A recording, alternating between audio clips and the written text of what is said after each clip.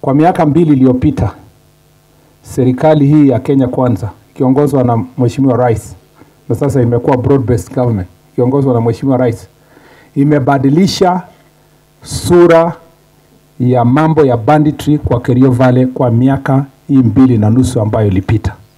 Tulikuwa na changamoto kubwa sana wakati tulianza, na ilikuwa ni shida kubwa sana, lakini kwa mapenzi ya Mwenyezi Mungu na kwa bidii ya maaskari wetu na pamoja na ushirikiano ya viongozi wa kijamii kama Father Alois, tumeweza kupunguza mambo ya banditry kwa Kenya mzima kwa 70%, hata inaelekea 75.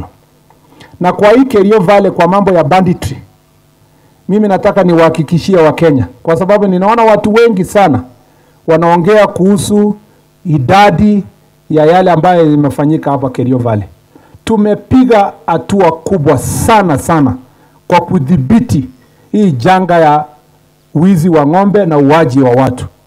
Tumedhibiti sana kwa umbali kiasi kwamba mwaka jana kwa miezi ya kwanza ya 5 ya 2024 tulikuwa na incidences ambayo kwa bahati mbaya tulipoteza watu 66.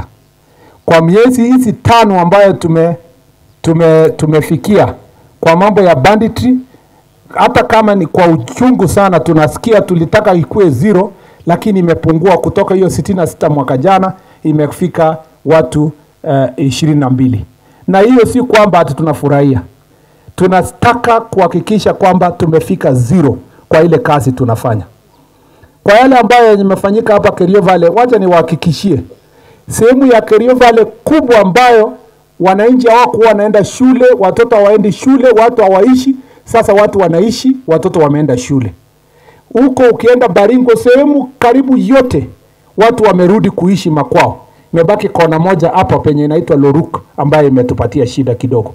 Hii Kerio Valley yote upande wa Kerio Valley sub county Marakwet hapa mpaka Tiatich constituency pale watu wanaishi kwao, except hapo hiyo kona ambayo niliwaambia Endo ward, kwa kona pale ya locations 2-3 ikipakana na West Pokot na pale Tiatich constituency. Hiyo ndio kona ambayo Father Alois ameuawa kwa sababu kuna wakora kidogo wamebaki pale.